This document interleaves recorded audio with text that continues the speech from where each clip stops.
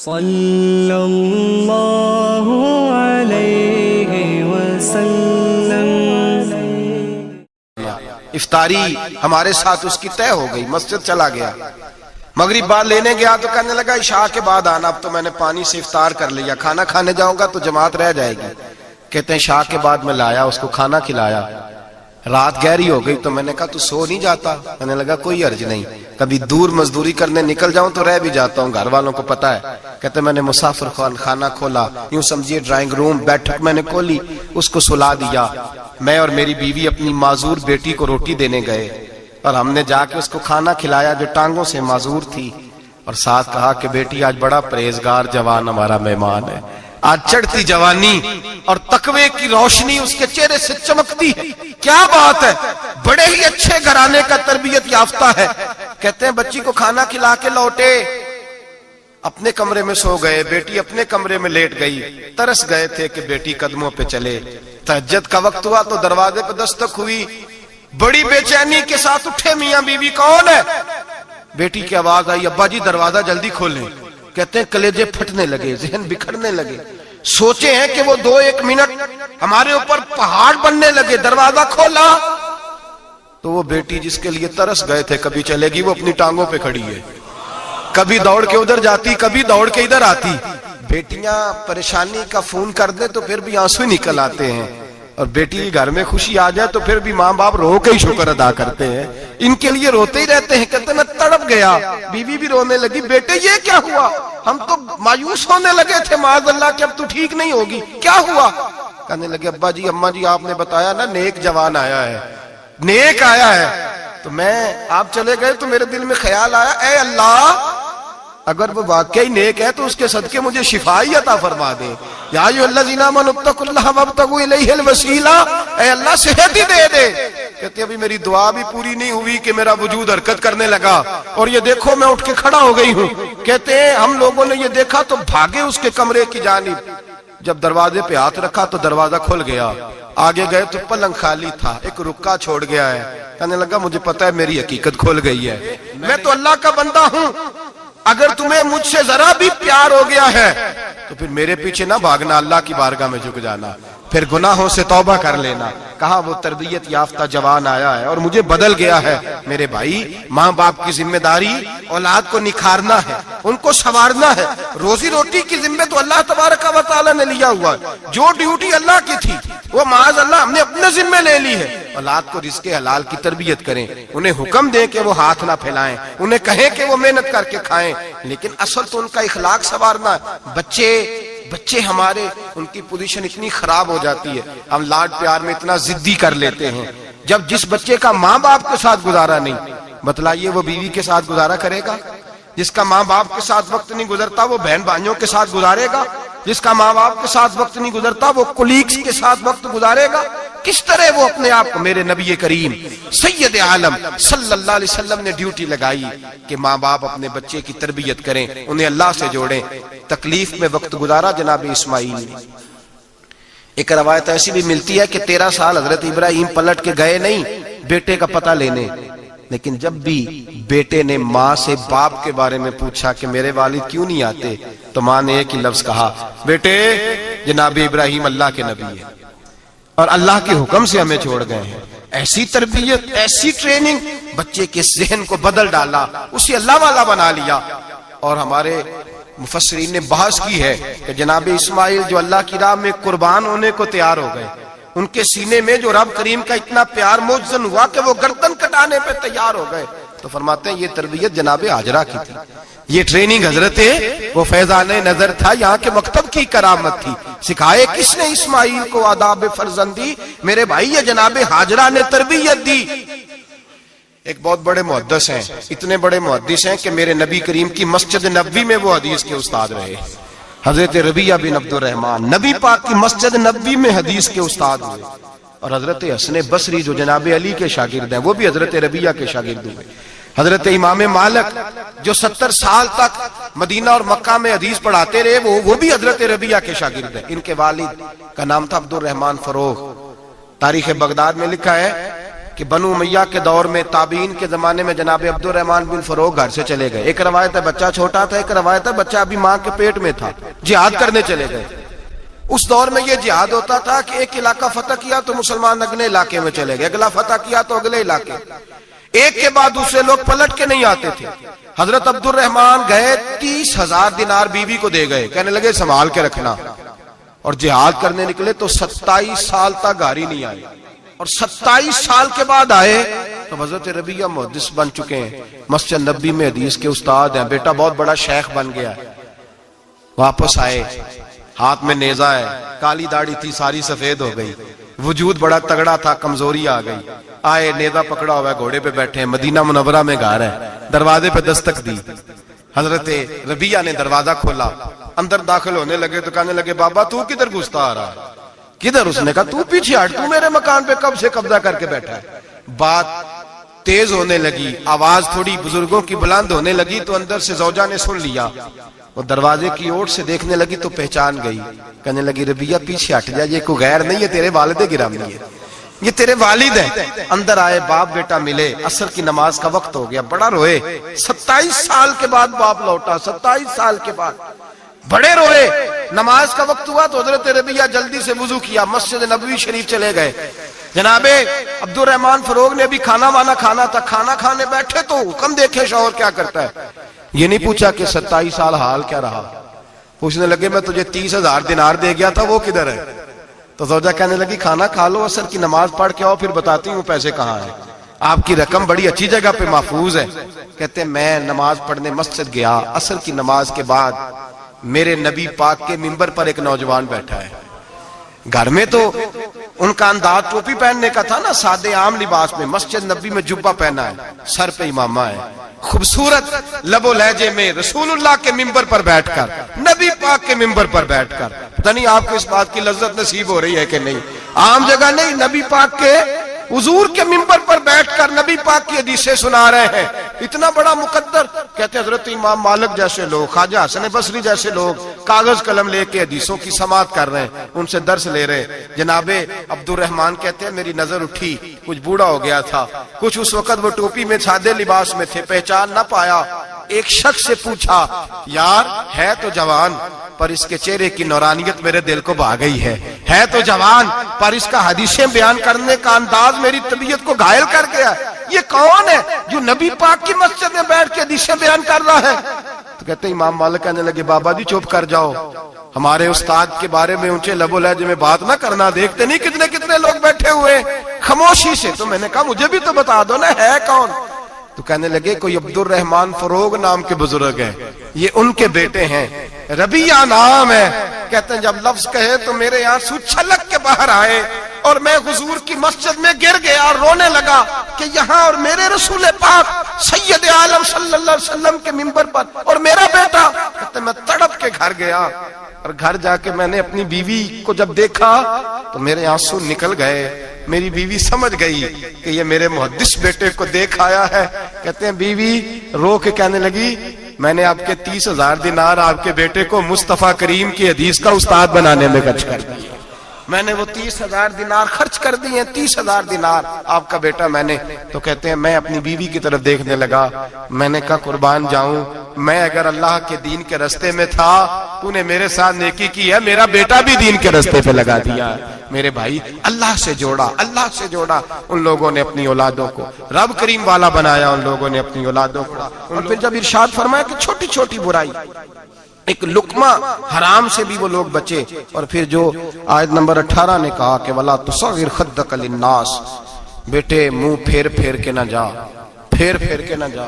اگر آپ ناراض نہ ہوں تو ہم تربیت دیتے ہیں, کہتے ہیں اس بچے کے ساتھ نہ پھرا کر, یہ غریب ہے, اس کے ساتھ نہ پھرا کر. وَلَا تَمْشِ فِي الْأَرْضِ مَرَحًا, حضرت لقمان بیٹے سے کہتے ہیں منہ پھیر کے لوگوں سے بات نہ کر اور اکڑ کے نہ چل.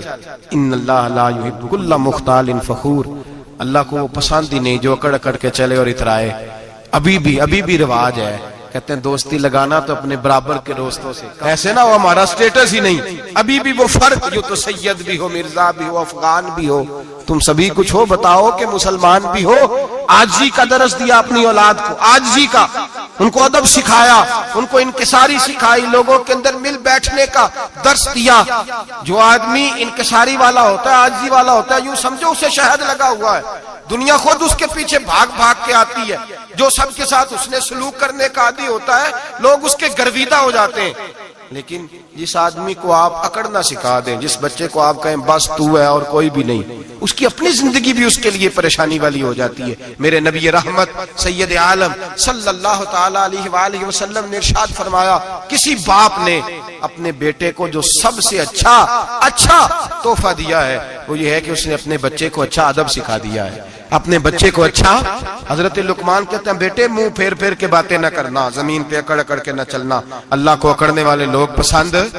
ہارون رشید نے امام نسائی کی ڈیوٹی لگائی کہ میرے بیٹے کو حدیث پڑھائیں گھر آ کے، تو امام نسائی کہنے لگے یہ نبی پاک کا دین ہے، یہ میں اس کو رسوا نہیں کر سکتا، جس نے پڑھنا ہے میرے پاس آ کے پڑھے، اور جہاں سب بچے بیٹھتے ہیں وہیں پڑھے۔ ہارون رشید کہنے لگا حضور آپ کیا سمجھتے ہیں، میں نے بھی تو آپ کو آزمانے کے لیے یہ جملہ کہا تھا، یہ وہیں آ کے پڑھے گا جہاں سارے غریبوں کے بچے پڑھتے ہیں۔ اب تو روز استاد کٹہرے میں کھڑا ہوتا ہے، اسکول کے استاد کا تو مجھے نہیں پتا، پہلے مدرسے کا استاد تو روز بیچارہ ہاتھ باندھ کے چودھری صاحب نے کہا میرے منڈے نو مارے تو 8,000 کا مولوی ہے، اور میرا بیٹا تو 8,000 کے روز گول گپے کھا جاتا ہے، میرے بیٹے کو تو نے مارا ہے، تجھے اپنی حیثیت کا پتہ ہے؟ روز استاد کٹہرے میں کھڑا ہوتا ہے۔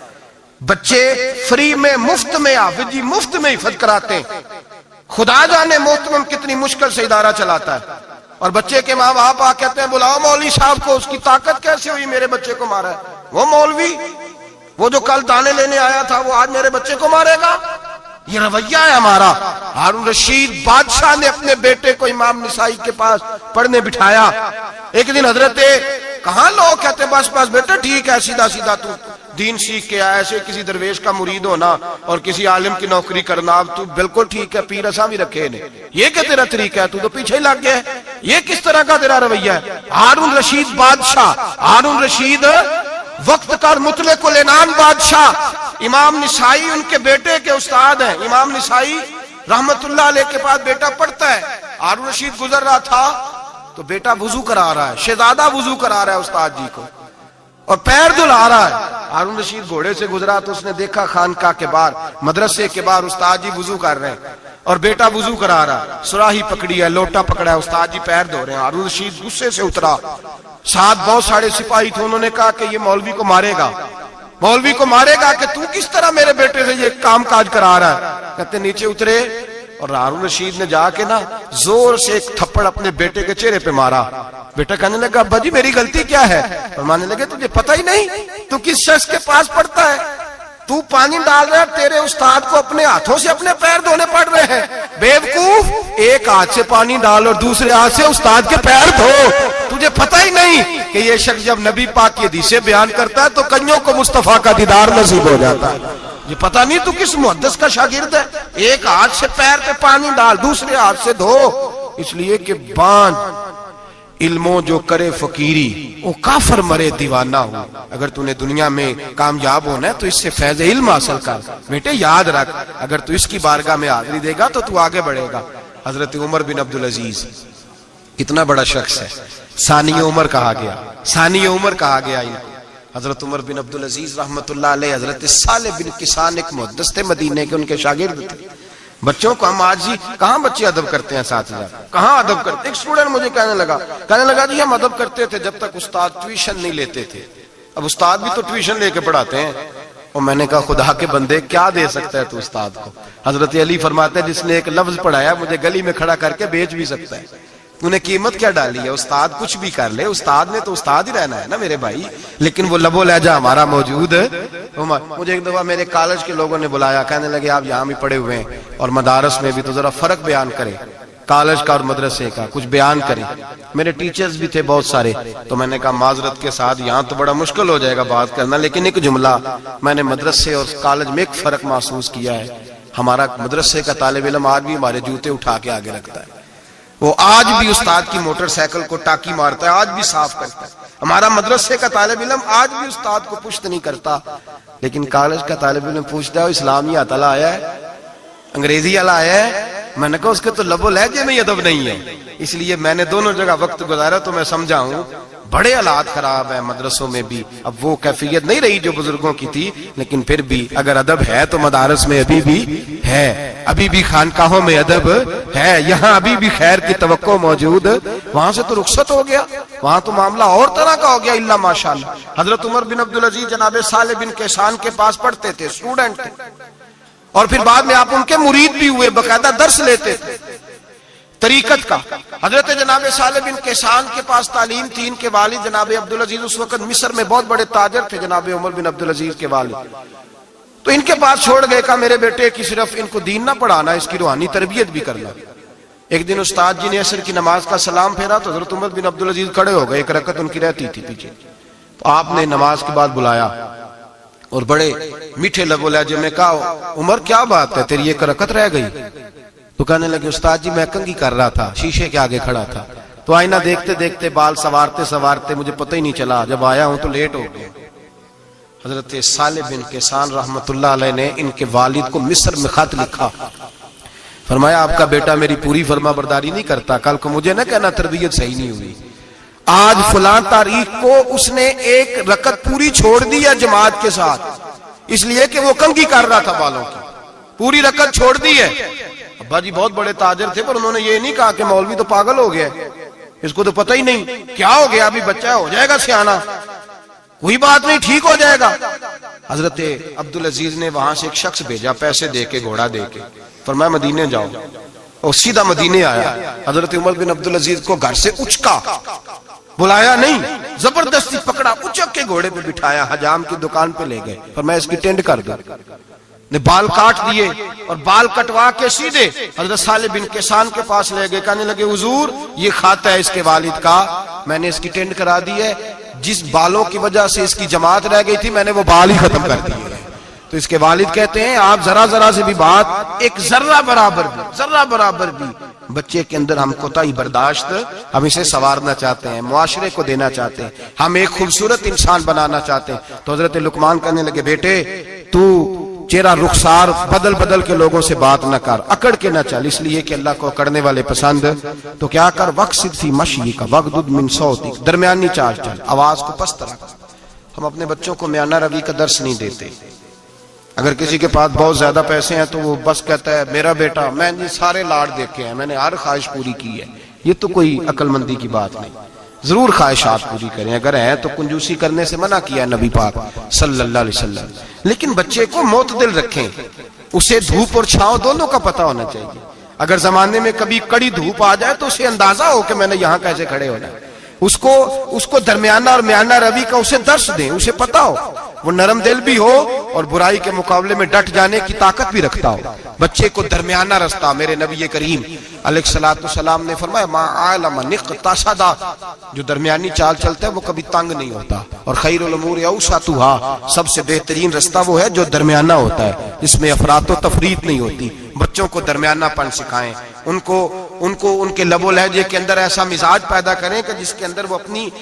دو چیزیں زندگی میں بڑی ضروری ہوتی ہیں، ان کو کبھی نہیں بھولنا چاہیے. ایک تو یہ کہ ہمارا کوئی وارث ہونا چاہیے، ہمیں لاوارث نہیں ہونا چاہیے.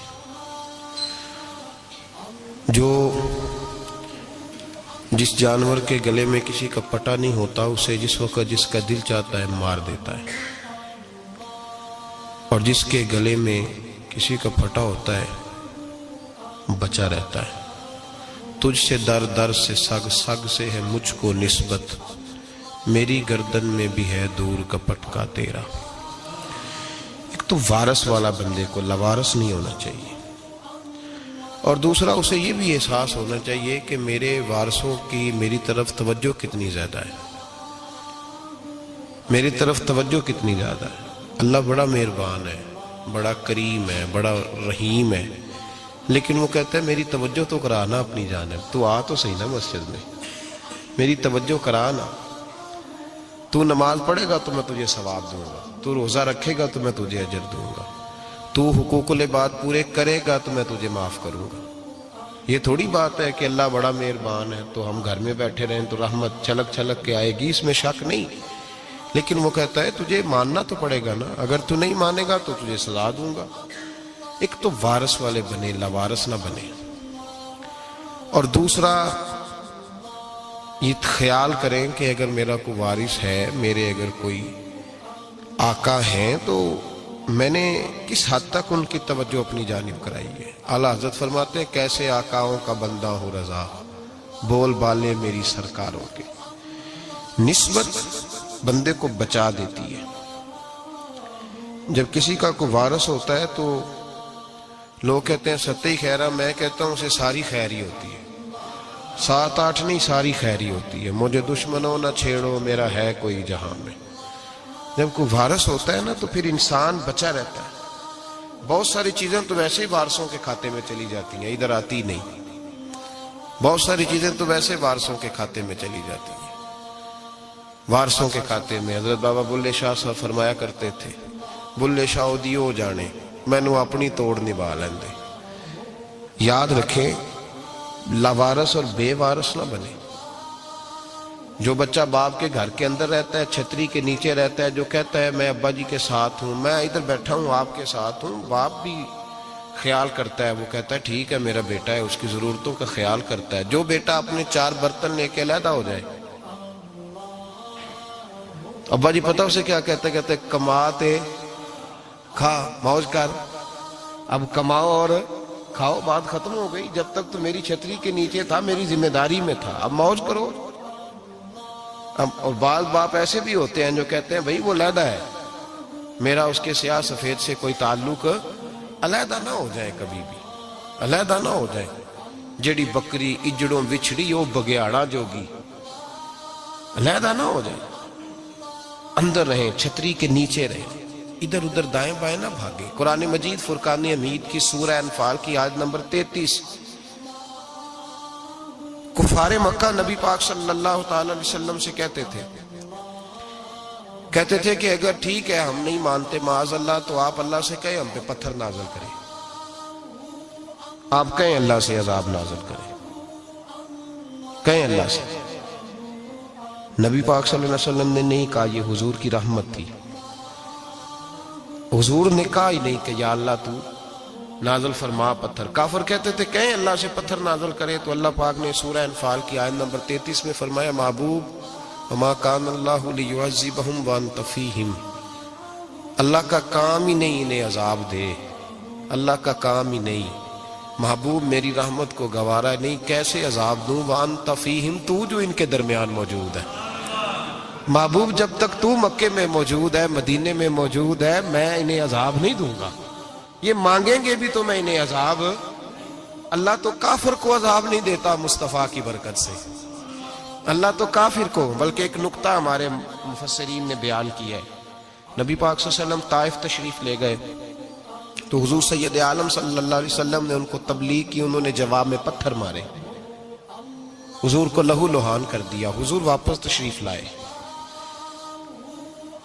حضرت زید بن حارثہ رضی اللہ تعالیٰ عنہ ساتھ تھے، کہتے ہیں جب واپس آئے تو اللہ پاک نے حضرت جبریل امین کو بھیجا، کہا میرے محبوب سے جا کے پوچھو کہ حبیب اگر تو کہتا ہے نا تو میں ان کو 2 پہاڑیوں کے بیچ رکھ کے مسل دیتا ہوں، 2 پہاڑیوں کے درمیان رکھ کے پیس دیتا ہوں، تباہ کر دیتا ہوں ساری بستی طائف کی، اگر تو کہتا ہے مسل دیتا ہوں ساری بستی، تو اگر کہتا ہے تو۔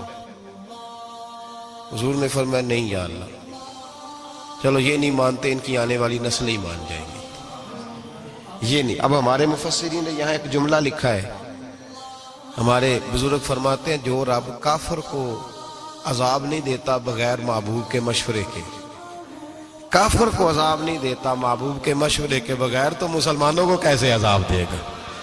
جو کافر کو عذاب دینے سے پہلے نبی پاک سے مشورہ کرتا ہے، تو کہے تو دے دوں عذاب، کافر کو عذاب نہیں دے رہا، پہلے مصطفیٰ سے پوچھتا ہے حبیب تو اگر کہے تو دوں عذاب، تو کیا وہ مسلمان کے بارے میں نبی پاک سے مشورہ نہیں کرے گا؟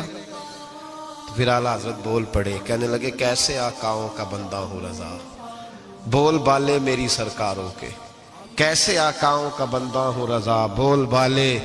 اور پھر کہنے لگے پیش حق مجدہ شفاعت کا سناتے جائیں گے، وہ آپ روتے جائیں گے، ہم کو ہنساتے جائیں گے، وسعتیں دی ہیں خدا نے دامنے محبوب کو، جرم کھلتے جائیں گے اور وہ چھپاتے جائیں گے، اور باغ جنت میں محمد مسکراتے جائیں گے، پھول رحمت کے گریں گے، ہم اٹھاتے جائیں گے صلی اللہ علیہ وسلم۔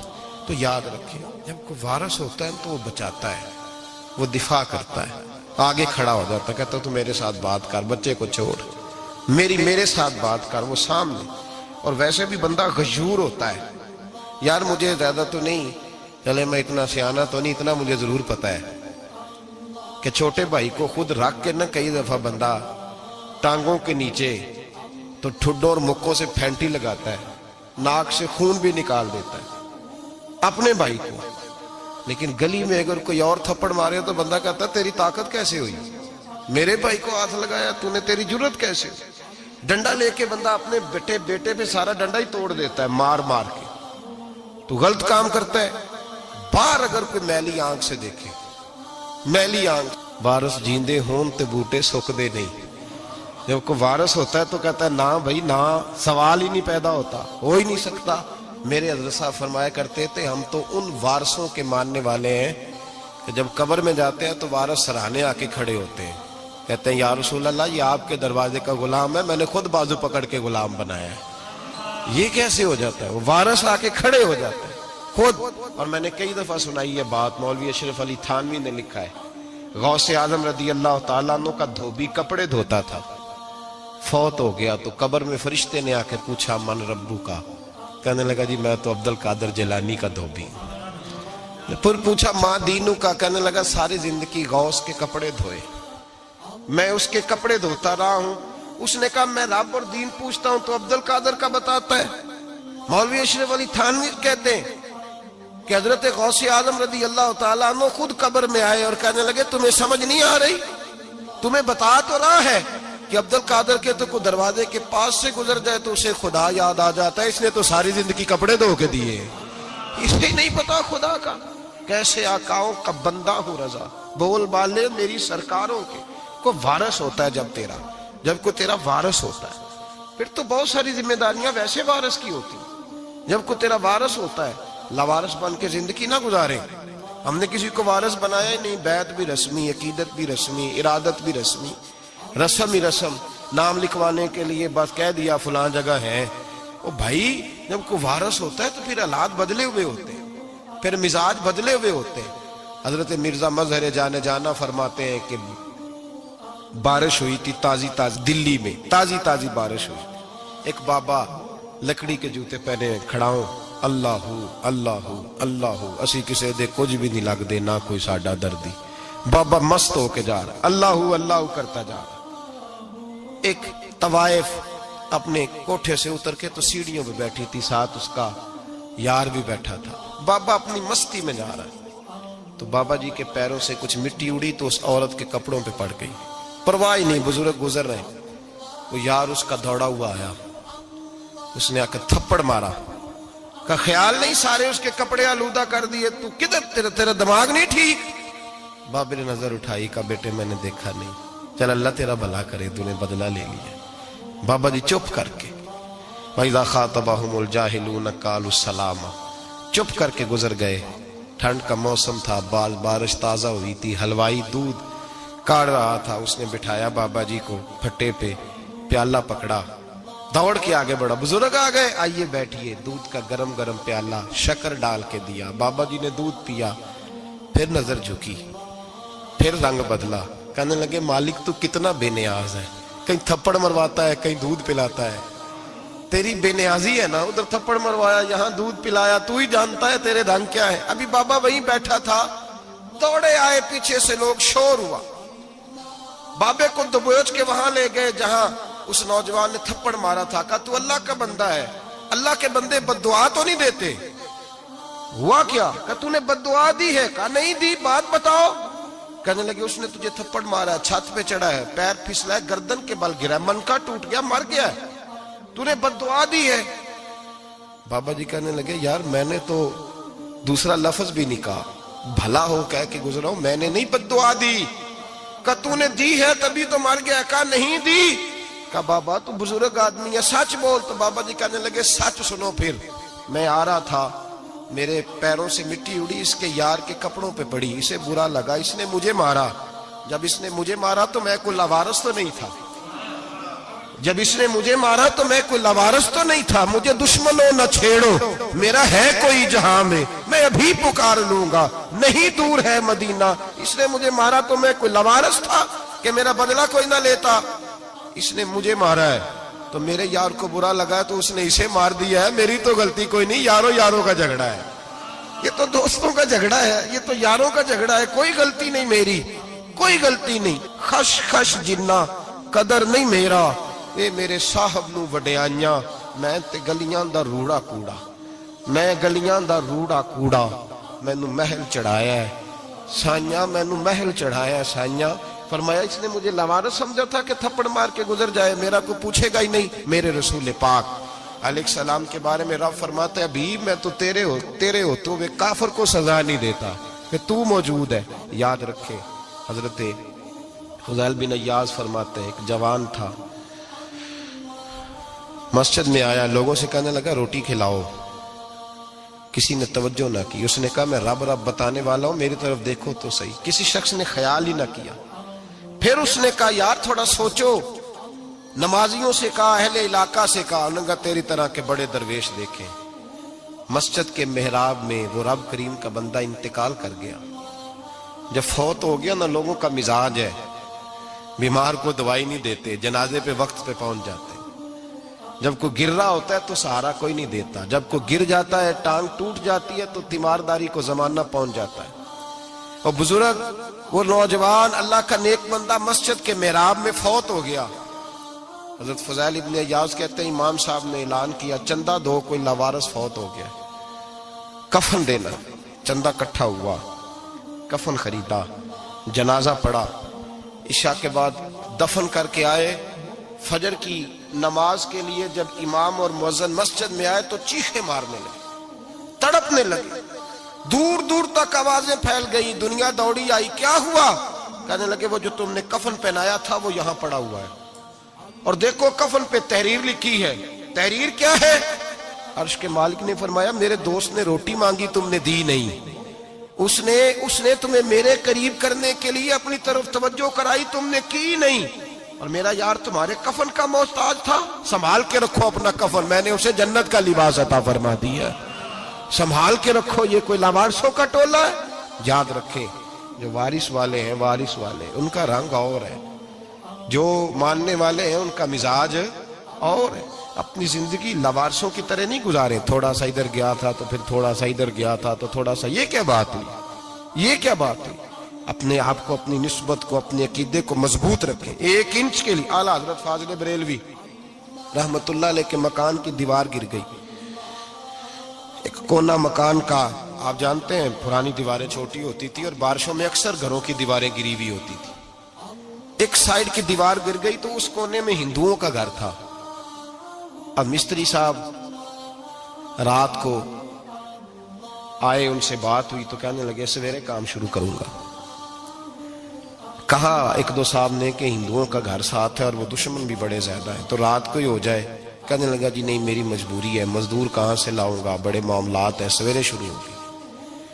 اب رات کو مولانا ظفر الدین بہاری علیہ رحمہ کہتے ہیں بچے مدرسے کے، باقی سارے لوگ، سب کو جمع کیا گیا، چونکہ اس طرف سے تھوڑا خطرہ تھا ہندوؤں کی جانب سے۔ کہا جناب یہ بڑے دشمن ہیں اسلام کے، تو اس طرح کرو کہ 2-3 بچوں کی ڈیوٹی لگائیں یا کچھ لوگوں کی یہاں رات کو پہرا دیا جائے، ٹھنڈ بھی بڑی زیادہ تھی، کھڑا ہونا بھی مشکل تھا۔ اعلیٰ حضرت رحمت اللہ علیہ عشاء کی نماز کے بعد جلدی حجرہ خاص میں تشریف لے جاتے تھے۔ اس رات جب دیکھا نا باہر شور ہو رہا ہے تو اسی طرح سر پہ ایک رومال لپیٹا تو باہر آ گئے، کہنے لگے کیا شور ہے؟ کہا حضور سردی ذرا زیادہ ہے تو یہاں کسی کی ڈیوٹی لگانی ہے پہرے کی۔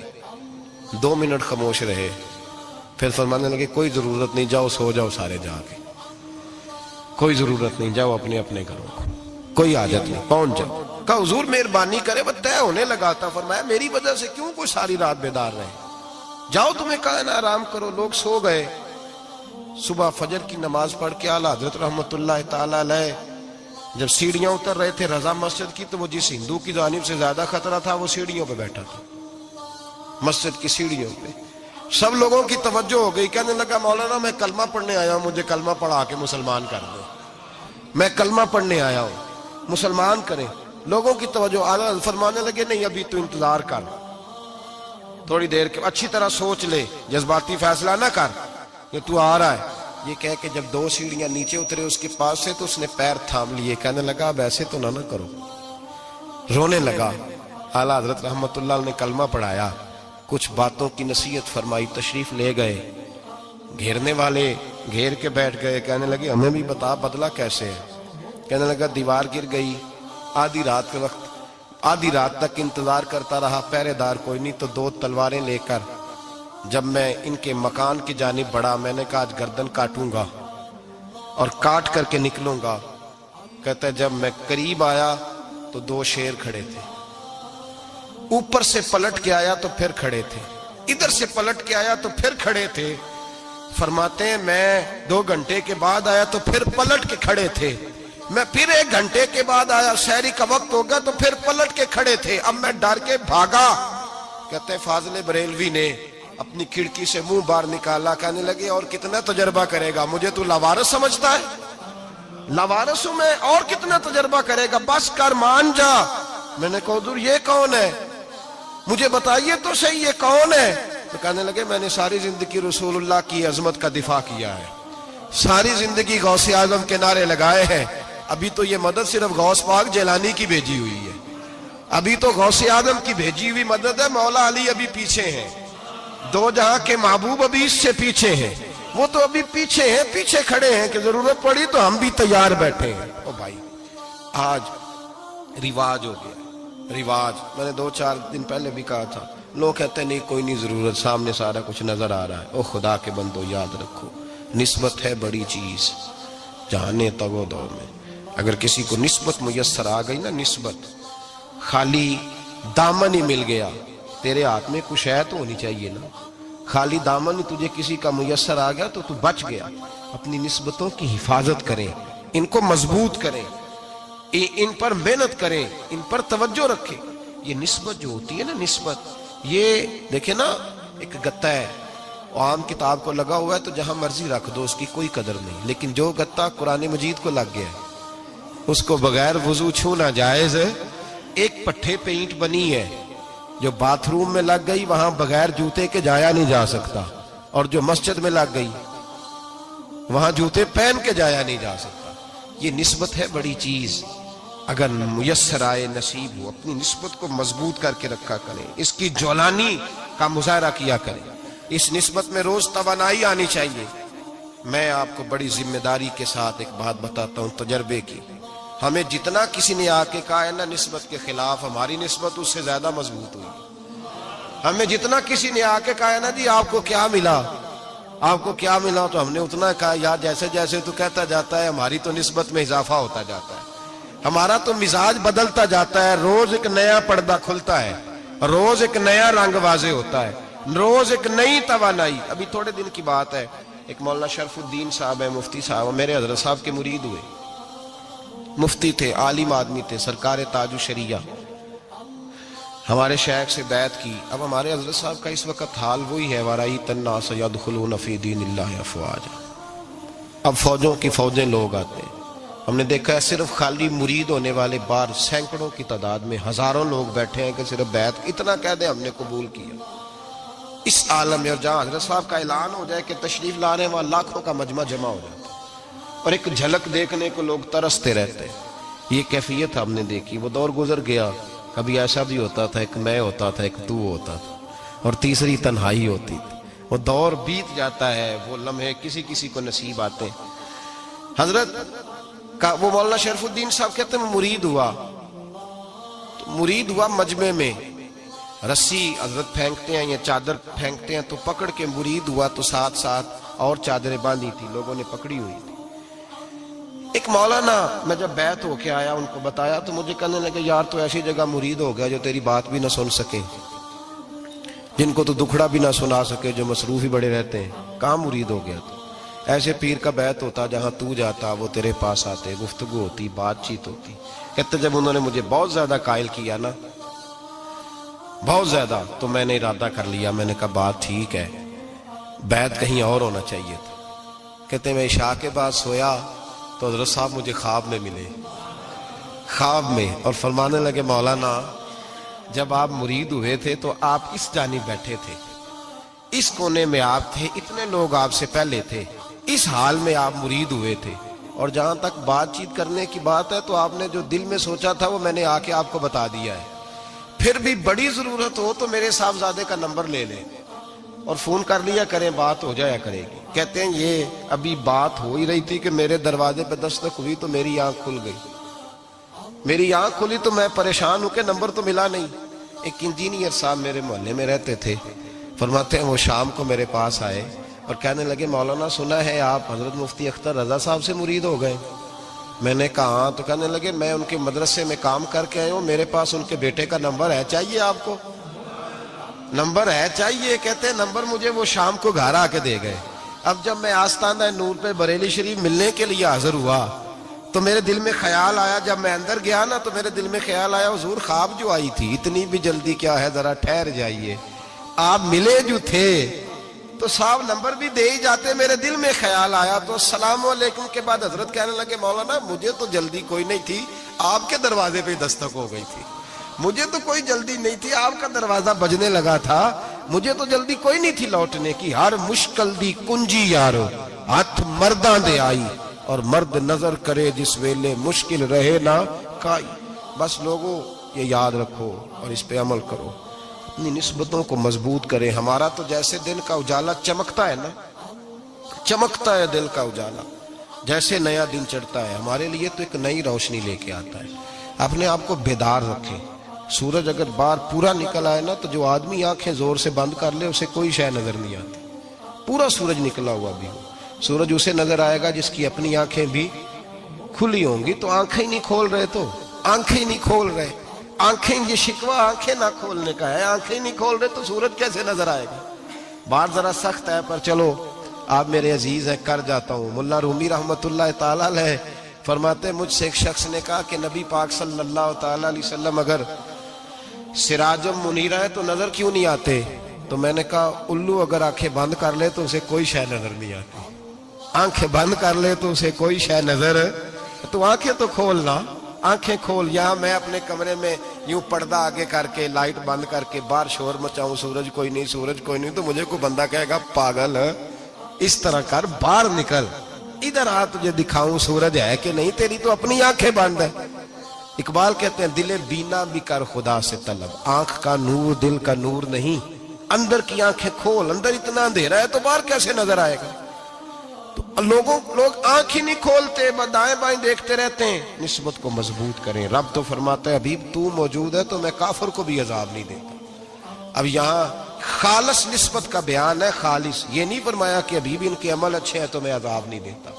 یہ نہیں فرمایا کہ حبیب یہاں خانہ کعبہ ہے تو میں عذاب نہیں دیتا. نسبت کی بات فرمائی، نسبت کی. یہ نہیں فرمایا کہ حبیب یہاں روز طواف ہوتا ہے تو عذاب نہیں دیتا. یہاں تلاوت ہوتی ہے تو فرمایا حبیب تو ہے اس لیے میں انہیں عذاب. مدینے میں کبھی زلزلہ نہیں آیا، پتہ ہے آپ کو؟ اس لیے نہیں آیا کہ وہاں میرے مصطفیٰ کا گنبد خضرا ہے. کوئی فصل وہ بیجتے نہیں، کوئی فصل بوتے نہیں، وہ کوئی فصل بھی، لیکن دنیا کی ہر شے آپ کو مدینے میں ملتی ہے. جو سب سے اچھا پھل کھانا چاہے اسے مدینے میں جا کے ملتا ہے، اس لیے کہ وہاں گنبد خضرا کی ہریالی موجود ہے. دنیا کی ہر نعمت ملتی ہے اس لیے کہ گنبد خضرا جو موجود ہے. تو بھائی یہ نسبتوں کی بار ہے، نسبتوں کی. پرانی امتوں میں جب کوئی گناہ کرتا تھا تو دروازے پہ لکھا ہوتا تھا سویرے. میرے حبیب نے دعا فرمائی مولا یہ میرے ہیں انہیں رسوا نہ کرنا. اے اللہ میرے ہیں انہیں رسوا نہ کرنا. تو میرے بھائی سن لو اور یاد رکھ لو، لاکھوں پاپ بھی لوگ کر کے آئیں سویرے منہ دھو کے نکل آئیں تو عرش کا مالک رسوا نہیں کرتا، بلکہ کہتا ہے تو میرے دامن میں چھپ جا. اندر جا کے جہاں گناہ کیا ہے وہاں جا کے دل سے سچی توبہ کر لے، میں قیامت میں بھی کسی کو نہیں بتاؤں گا کہ تو نے گناہ کیا. تو برکت کس کی ہے؟ رسول پاک کی. یہ برکت کس کی ہے؟ حبیب دو عالم کی صلی اللہ. غلامی کا رشتہ مضبوط کریں، غلامی کا. وارث والے بنے، لوارث نہ بنے. لوارثوں جیسی زندگی نہ گزارے، جہاں مرضی چلے گئے، جہاں مرضی چھٹیاں کار ہے، جتنے مرضی ٹائم بتا ہے، جو مرضی طبیعت میں آیا کرتے پھرے، پتہ ہی کوئی نہیں، حال ہی کوئی نہیں.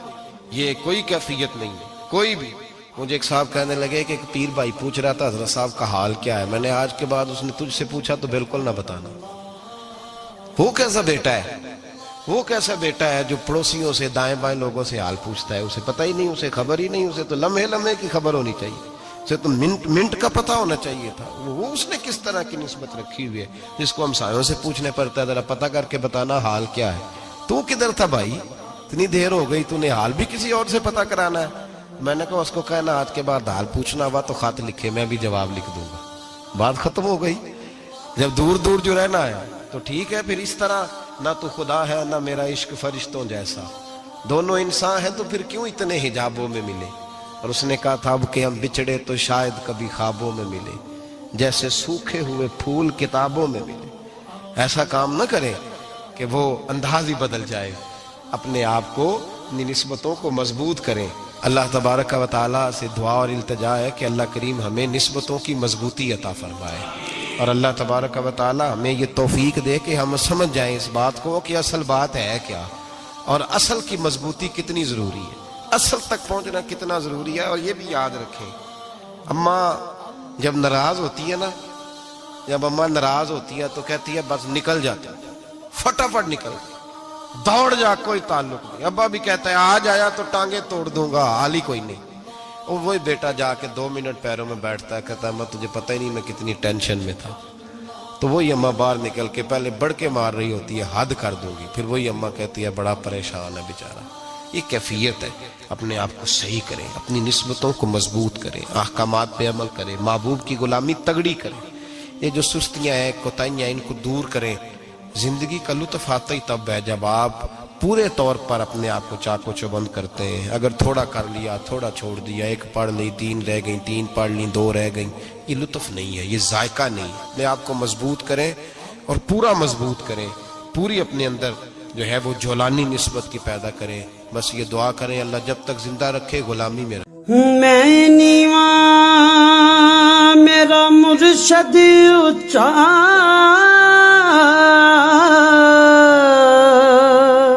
تے میں اچیاں دے سنگ لائی.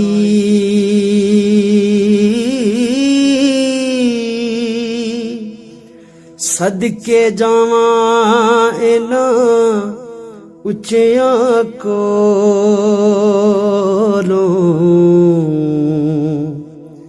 جنہاں نیویاں نال نبھائی.